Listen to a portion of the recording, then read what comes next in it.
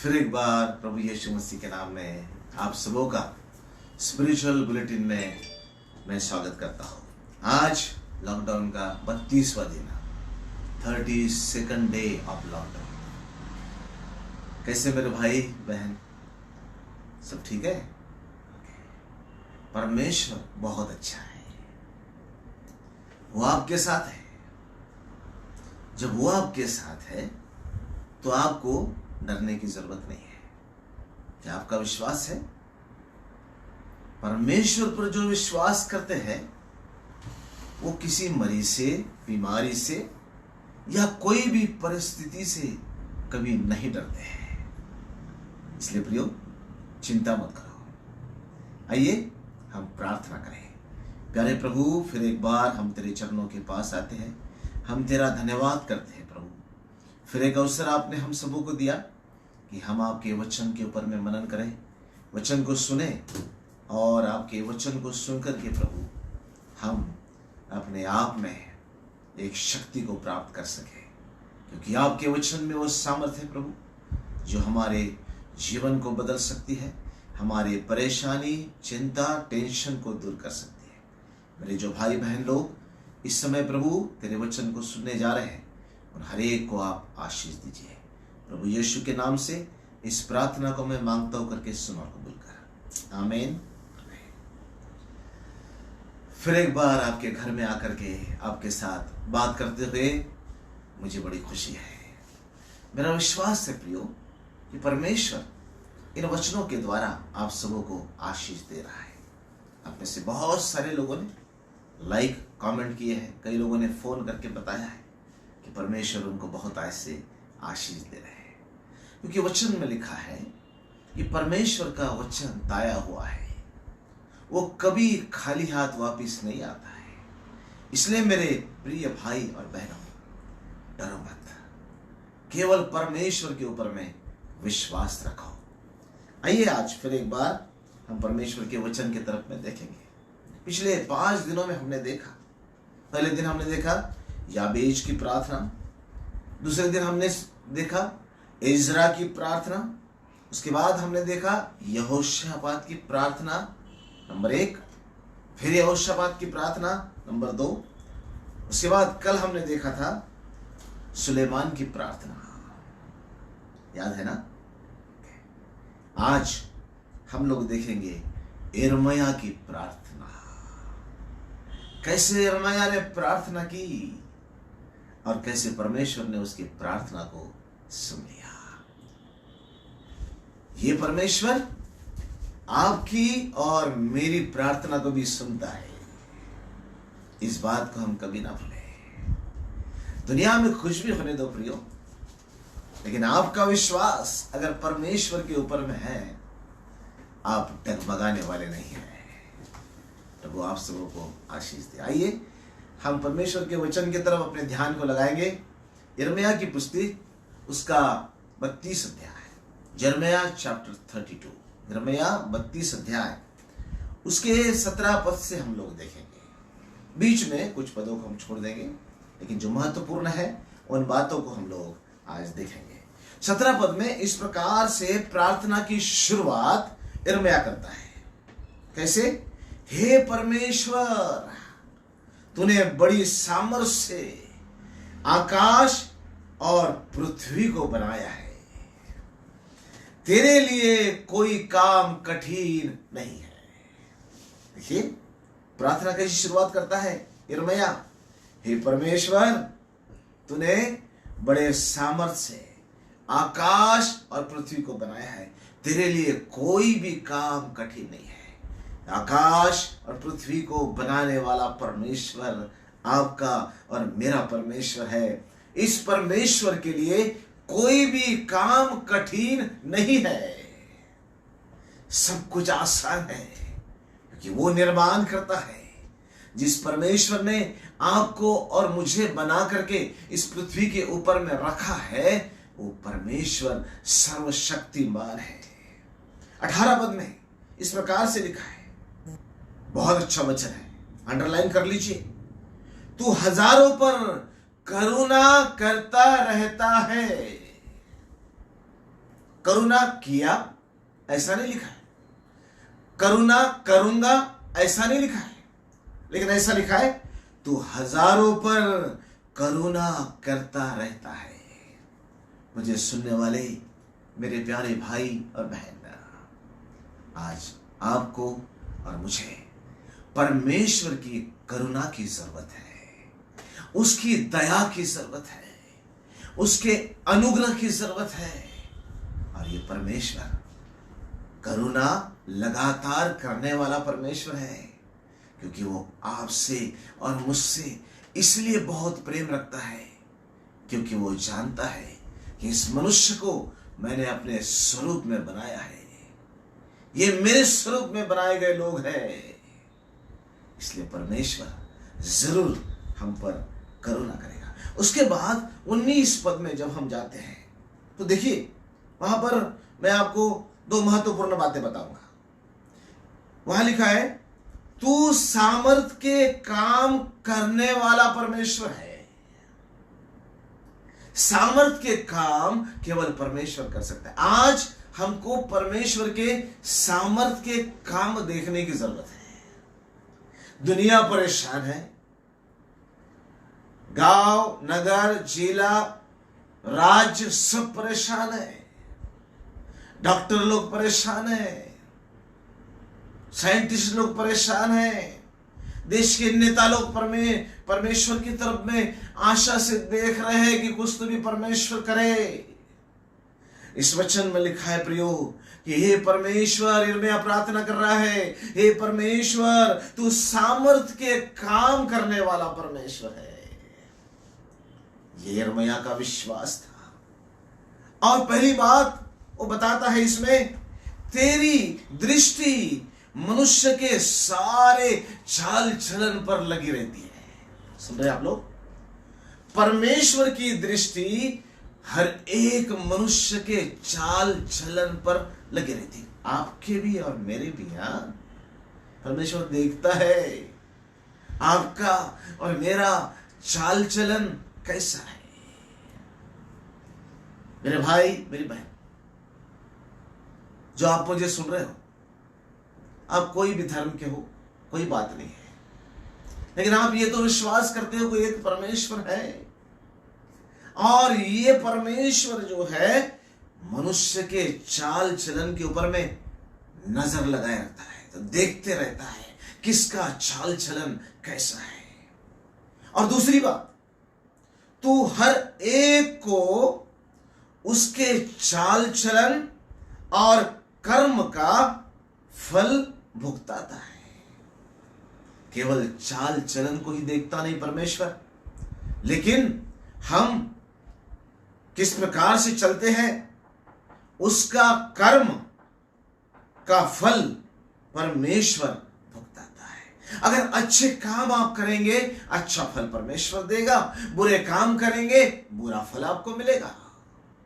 परमेश्वर देखता है हर एक मनुष्य के तरफ में। मेरे भाई, मेरी बहन, इस बात के बारे में हमको सोचना है। मेरा निर्माण करता परमेश्वर मेरे तरफ देखते रहता है, क्योंकि हम उसकी सृष्टि है, उसके हाथों से बनी हुई सृष्टि, उसके स्वरूप में बनाई गई सृष्टि हमें, वो आपसे और मुझसे प्रेम करता है, और वो चाहता है हमारा चाल चलन ऐसा रहे जो उसको भाए। 26 पद में आइए मेरे साथ, क्या लिखा है। ये सब प्रार्थना करने के बाद यिर्मयाह इस प्रकार से प्रार्थना परमेश्वर को करने लगा, तब परमेश्वर का वचन यिर्मयाह के पास पहुंचा। देखिए, जब कोई परमेश्वर से प्रार्थना करना शुरू करता है, परमेश्वर भी उसका उत्तर देने के लिए तैयार रहता है। अब यहां लिखा है, परमेश्वर का वचन यिर्मयाह के पास पहुंचा, और 27 पद में लिखा है, मैं तो सब प्राणियों का परमेश्वर हूं। परमेश्वर बोल रहा है। देखिए परमेश्वर क्या बोल रहा है यिर्मयाह से, हे यिर्मयाह, मैं तो सारे प्राणियों का, चाहे मानव प्राणी हो, कोई भी क्यों ना हो, मैं उसका परमेश्वर हूं। क्या मेरे लिए कोई काम कठिन है? आज मानव प्राणी परेशान है, मानव प्राणी घबराया हुआ है, मनुष्य चिंतित है, एक प्रकार का डर उसके मन में बैठ चुका है। और परमेश्वर बोलता है यिर्मयाह को, वही परमेश्वर आपको और मुझे आज बोल रहा है प्रियो कि मैं सब प्राणियों का परमेश्वर हूं। क्या मेरे लिए कोई काम कठिन है? परमेश्वर के लिए कोई काम कठिन नहीं है प्रियो। सब हार गए लेकिन परमेश्वर हारता नहीं है। आइए आगे बढ़ते हैं। उसके 39वें पद में मेरे साथ में आई है। यिर्मयाह की पुस्तक 32 अध्याय 39 पद में इस प्रकार से लिखा है, परमेश्वर कहता है, मैं उनको एक ही मन और एक ही चाल कर दूंगा। सुन रहे आप लोग? मनुष्य के बारे में बोल रहा परमेश्वर, मैं उनको एक ही मन और एक ही चाल कर दूंगा कि वे सदा मेरा भय मानते रहे, जिससे उनका और उनके बाद उनके वंश का भी भला हो। परिस्थिति ऐसे ही नहीं आई मेरे भाई मेरी बहन। मनुष्य का चाल चलन बिगड़ गया, मनुष्य परमेश्वर को भूल गया, मनुष्य परमेश्वर से दूर चला गया। और परमेश्वर इस घटना के द्वारा, हो सकता है इस वायरस के द्वारा, मानव को बताना चाह रहा है कि मैं तुमको एक ही मन कर दूंगा। कई लोगों के मन भटके हुए हैं। कोई बोलता वो निचला है, मैं ऊंचा हूं, वो गरीब है, मैं धनवान हूं, वो काला है, मैं गोरा हूं। इस प्रकार की भावना मनुष्य का मन एक नहीं है।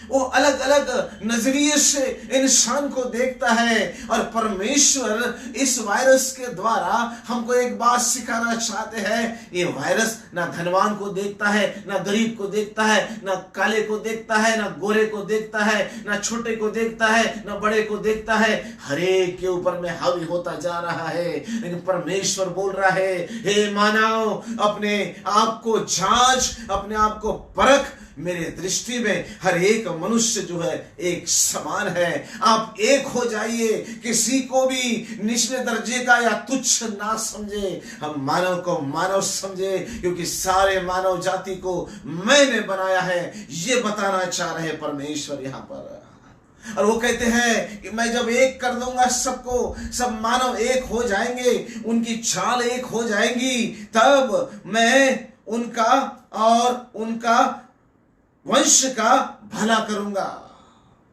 वो मेरा भय माने, ये लिखा है वचन के अंदर में। मानव अगर परमेश्वर का भय मानता है तो उस मनुष्य का, उसके वंश का परमेश्वर भला करेगा। ये परमेश्वर प्रार्थना का उत्तर देते हुए यिर्मयाह से बोल रहा है। 40 पद में लिखा है, परमेश्वर कहता है यहां पर भी, मैं उनसे वाचा बांधूंगा जो अपने विचारों को बदल देंगे, जो अपने चाल चलन को बदल देंगे, जो मेरे पास में आएंगे, जो विश्वास करेंगे कि मेरा परमेश्वर मुझे इस बात से, इस वायरस से, परेशानियों से छुटकारा दे सकता है। और पश्चाताप के साथ में जो परमेश्वर के पास में आएंगे, परमेश्वर कहता है मैं उनके साथ में वाचा बांधूंगा। और पहली बात उसके अंदर में लिखा है, मैं उनके संग रहूंगा। कितनी अच्छी बात है प्रिय। परमेश्वर कहता है मैं तुम्हारे संग रहूंगा। मेरे भाई मेरी बहन, परमेश्वर कहता है मैं आपके साथ में रहूंगा। दूसरी बात, मैं उनका भला करना ना छोड़ूंगा। इसका मतलब मैं उनका भला ही करता रहूंगा। सुन रहे आप लोग? परमेश्वर आपका भला करना चाहता है। आइए उसके पास, उस पर विश्वास करें। उसके बाद तीसरी बात इस प्रकार से लिखा गया है, इस प्रकार से परमेश्वर बोलता है, अपना भय उनके मन में मैं ऐसा उपजाऊंगा कि वे कभी मुझसे अलग होना ना चाहेंगे। आज मानव डर गया है, क्या होगा पता नहीं, डर गया है। परमेश्वर का भय अगर आप मानते हैं प्रियो, तो परमेश्वर कहता है मेरा भय अगर आप मानोगे, मैं कभी मुझसे तुमको मैं अलग नहीं करूंगा। हम परमेश्वर के संग ही रहेंगे, उसके साथ ही रहेंगे, और वो भी हमारे संग रहेगा। 41 पद में चौथी बात लिखिए, मैं प्रसन्नता के साथ उनका भला करता रहूंगा। मैं आनंद के साथ जो मेरे और आते हैं उनका भला करता रहूंगा। 42 पद, देख परमेश्वर यो कहता है।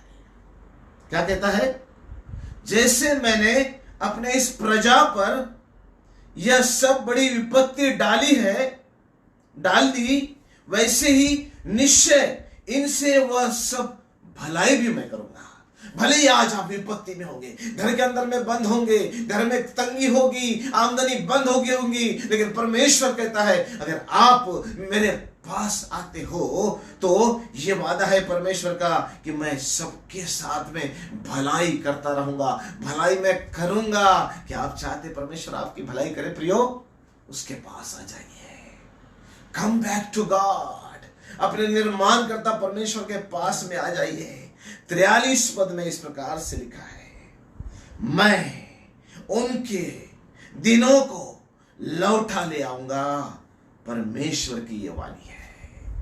परमेश्वर कहता है इंसान घर में बंद है, हाँ, बच्चे लोग बाहर खेलने नहीं जा रहे हैं, हाँ? अगर आपके पास पैसा है, आप कोई मॉल में जाके परचेसिंग नहीं करने पा रहे हैं, आपने नए कपड़े खरीदे होंगे लेकिन आप उसको बाहर जाके जा ही नहीं सकते, तो कहां से पहनेंगे? सब जैसा के वैसा भरा है। आपके बैंक में पैसा होगा लेकिन जाकर के आप उसका खर्चा नहीं कर सकते, कोई होटल में जाकर के आप खाना नहीं खा सकते, कोई चीजों को आप नहीं खरीद सकते। आपका पैसा जैसा के वैसा धरा रह गया है। लेकिन आज परमेश्वर कहता है अगर मेरे लोग मुझे जानेंगे, मेरे पास में आएंगे, एक मन हो जाएंगे, मुझसे प्रार्थना करेंगे, मैं उनके दिनों को लौटा ले आऊंगा। परमेश्वर की ये वाणी है। सुन रहे आप लोग? कोई भी कैद नहीं रहना चाहता है प्रियो। हर एक व्यक्ति कैद हो गया घर के अंदर में। बाहर भी जाता है तो डर डर के जाता है, पुलिस वाले खड़े हैं, ऐसा होगा, गाड़ी जब्त हो जाएगी, फाइन हो जाएगा। हाँ, डर गए लोग। एक ही छुड़ाने वाला है मेरे भाई मेरी बहन, ये है वो यिर्मयाह का, आपका और मेरा परमेश्वर। आइए आगे बढ़ते। परमेश्वर लौटा के लाएगा, दिन लौटा देगा, अच्छे दिन आएंगे। फिर 33 अध्याय में आइए मेरे साथ। उसके 3 पद में परमेश्वर यिर्मयाह से कहता है तो मुझसे प्रार्थना कर। सुन रहे आप लोग? मुझसे प्रार्थना कर, मैं तेरी सुनकर तुझे बड़ी बड़ी और कठिन बातें बताऊंगा जिन्हें तो अभी नहीं समझता। समझ में नहीं आ रहा लोगों को कि कौन सा वायरस है। परेशानी, दुनिया परेशान, नेता लोग परेशान, डॉक्टर परेशान, नर्सेस परेशान, पुलिस डिपार्टमेंट परेशान, सफाई कर्मी परेशान, घर के लोग परेशान, बड़े लोग परेशान, जवान लोग परेशान, दुनिया परेशान। क्या हो गया? परमेश्वर बोलता है मुझसे प्रार्थना कर, मैं तेरी सुनकर तुझे बड़ी बड़ी और कठिन बातें बताऊंगा जिसे तू अभी नहीं समझता है। बहुत सारी बातें हम लोग नहीं समझ रहे, लेकिन परमेश्वर आपको और मुझे समझाना चाहता हूं। वो कहता है मुझसे प्रार्थना कर, मुझसे प्रार्थना कर, मैं तुझे समझाऊंगा ये क्या है। तो क्या आप जानना चाहते हो? परमेश्वर से प्रार्थना करें। और उसके 33 अध्याय 6 पद में इस प्रकार से परमेश्वर कहता है। क्या कहता है? ध्यान से सुनना। देख, मैं इस नगर का इलाज करके उसके निवासियों को चंगा करूंगा। सुन रहे आप लोग? देखो, परमेश्वर आपका और मेरा निर्माण करता परमेश्वर आज हमको आशा से भरा हुआ वचन दे रहा है। संसार के लोगों को आशा से भरा हुआ वचन परमेश्वर दे रहा है। वो वचन है प्रियो, मैं तेरे नगर का लोगों का इलाज करके इसके निवासियों को मैं चंगा करूंगा। डॉक्टर हार गए, सब बड़े बड़े लोग हार गए, तुम्हारा धन, अस्पताल, सारा मेडिकल डिपार्टमेंट तुमको चंगा नहीं कर सकता है, लेकिन परमेश्वर बोलता है मैं तुम्हारा इलाज करके तुमको चंगा करूंगा। परमेश्वर जानता है कैसे चंगा कर रहा, क्योंकि उसने आपके और मेरे शरीर को बनाया है। वही तो चंगाई देने वाला परमेश्वर है, वही तो इलाज करने वाला परमेश्वर है। और आज वो चाहता है, हे मानव तू कहां कहां दौड़ रहा है, अरे तेरे निर्माणकर्ता के पास में वापिस आ जा। उसी के पास में तेरा इलाज है, उसी के पास में तेरी चंगाई है। आइए प्रियो, यिर्मयाह ने प्रार्थना की, परमेश्वर ने उसको उत्तर दिया। वही परमेश्वर प्रार्थना का उत्तर देने वाला परमेश्वर है। हम उससे प्रार्थना करें। आइए हम प्रार्थना करें। अनुग्रहकारी प्रभु, हम तेरे जीवित आशा देने वाले वचन के लिए तेरा धन्यवाद करते हैं। प्यारे प्रभु, भाई बहनों ने तेरे वचन को सुना है, हर एक के जीवन के अंदर है प्रभु एक आशा निर्माण हो गई, यह विश्वास है प्रभु जी। जब तेरा सकारात्मक वचन, कार्य करने वाला वचन हम तक पहुंच जाता है प्रभु, तो हमारे अंदर में इम्यूनिटी बढ़ जाती है, एक ताकत आ जाती है, एक हिम्मत आ जाती है प्रभु, क्योंकि आपके वचन में सामर्थ्य है। मेरे सुनने वाले हर एक भाई बहनों को आशीष दे, डर को निकाल दे, प्रार्थना का जीवन दे, तेरे वचन पर विश्वास करने वाला मन दे।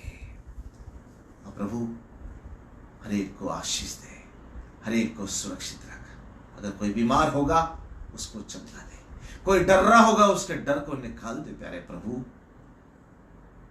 धन्यवाद देते हैं, आपने हमारी प्रार्थना को सुना है। प्रार्थना करते हैं डॉक्टर लोगों के लिए, देश के नेताओं के लिए, नर्सेस के लिए, पुलिस डिपार्टमेंट के लिए, और जो इस परिस्थिति में कठोर परिश्रम कर रहे हैं, रिस्क ले रहे हैं, जोखिम उठा रहे हैं, और हर एक की रक्षा कर प्रभु, उनको आशीष दे। प्रभु यीशु के नाम से इस प्रार्थना को हम मांगते करके सुना और कबूल कर। आमीन आमीन। अब हमारे परमेश्वर पिता का प्रेम, प्रभु यीशु मसीह का अनुग्रह, पवित्र आत्मा की सहभागिता और नित्य उपस्थिति आप सबों के साथ अब से लेकर हमेशा तक होती रहे। आमीन। परमेश्वर आपको बहुत आय से आशीष दे। कल रविवार है, ठीक सुबह 10 बजे हमारी आराधना होगी। शाम को 7 बजे स्पिरिचुअल बुलेटिन नहीं होगा। कल सुबह 7 बजे आप हाजिर रहिए। प्रभु का वचन आपको आशीष देगा। आराधना में शरीक हो जाइए। परमेश्वर बहुत आय से आपको आशीष देगा। तब तक के लिए लाइक करते रहिए, कमेंट भेजते रहिए और अपनी प्रार्थना विनतियों को भेजें। God bless you.